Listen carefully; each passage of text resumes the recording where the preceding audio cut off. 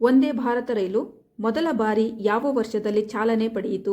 A 2017, B 2018, C 2019, D 2020. ಸರಿಯಾದಂಥ ಉತ್ತರ C 2019. February 15, 2019ರಂದು ನವದೆಹಲಿಯಿಂದ ವಾರಣಾಸಿವರೆಗೆ ಈ ರೈಲು ಆರಂಭವಾಯಿತು. ಯುನೆಸ್ಕೋ ವಿಶ್ವ ಪರಂಪರೆ ತಾಣವಾಗಿರುವ ಹಂಪಿ ಯಾವ ರಾಜ್ಯದಲ್ಲಿದೆ? A Kerala, B Karnataka, C Rajasthan, D Bhopal. ಸರಿಯಾದಂಥ ಉತ್ತರ ಬಿ ಕರ್ನಾಟಕ. ಹಂಪಿ ವಿಜಯನಗರ ಸಾಮ್ರಾಜ್ಯದ ರಾಜಧಾನಿಯಾಗಿತ್ತು. 1986ರಲ್ಲಿ ಯುನೆಸ್ಕೋ ವಿಶ್ವ ಪರಂಪರೆ ಪಟ್ಟಿಗೆ ಸೇರಿಸಲಾಯಿತು. ಭಾರತದಲ್ಲಿ ಹಾಲಿನ ಮನುಷ್ಯ ಎಂದು ಯಾರನ್ನು ಕರೆಯುತ್ತಾರೆ?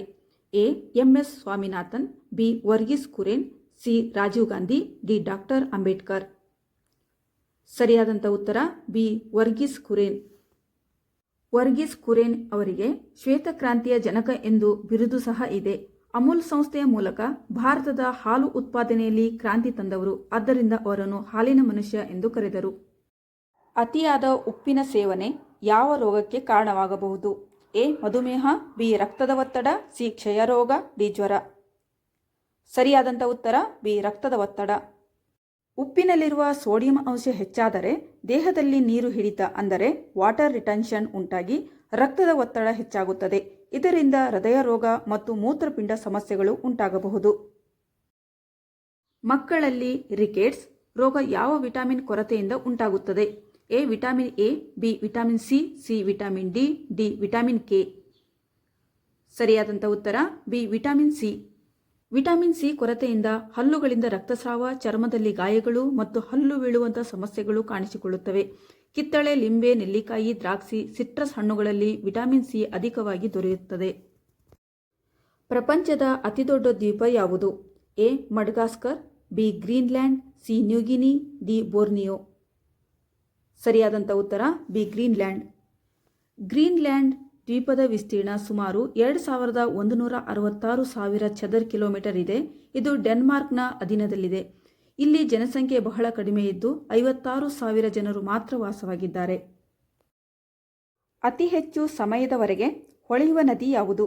ಎ ಅಮೆಜಾನ್ ನದಿ, ಬಿ ನೈಲ್ ನದಿ, ಸಿ ಪೆಸಿಫಿಕ್ ಸಾಗರ, ಡಿ ಅಂಟಾರ್ಟಿಕ್ ಸಾಗರ. ಸರಿಯಾದಂಥ ಉತ್ತರ ಎ ಅಮೆಜಾನ್ ನದಿ. ಹಂದಿ ಮಾಂಸದಿಂದ ಯಾವ ಮೇಕಪ್ ಪ್ರಾಡಕ್ಟನ್ನು ತಯಾರಿಸುತ್ತಾರೆ? A face wash, B lipstick, C sunscreen, D foundation. ಸರಿಯಾದಂಥ ಉತ್ತರ ಬಿ ಲಿಪ್ಟಿಕ್. ಮಾನವನ ದೇಹದಲ್ಲಿ ಅತ್ಯಂತ ಬಲವಾದ ಎಲುಬು ಯಾವುದು? ಎ ಹಸ್ತದ ಎಲುಬು, ಬಿ ಪಾದದ ಎಲುಬು, ಸಿ ಜಂಘೆಯ ಎಲುಬು, ಡಿ ಮೂಗಿನ ಎಲುಬು. ಸರಿಯಾದಂಥ ಉತ್ತರ ಸಿ ಜಂಘೆ ಎಲುಬು ಅಂದರೆ ಫೀಮರ್ ಬೋನ್. ಫೀಮರ್ ಬೋನ್ ಇದು ಮಾನವನ ದೇಹದ ಅತಿ ದೊಡ್ಡದಾದ ಮತ್ತು ಅತಿ ಬಲವಾದ ಎಲುಬಾಗಿದೆ.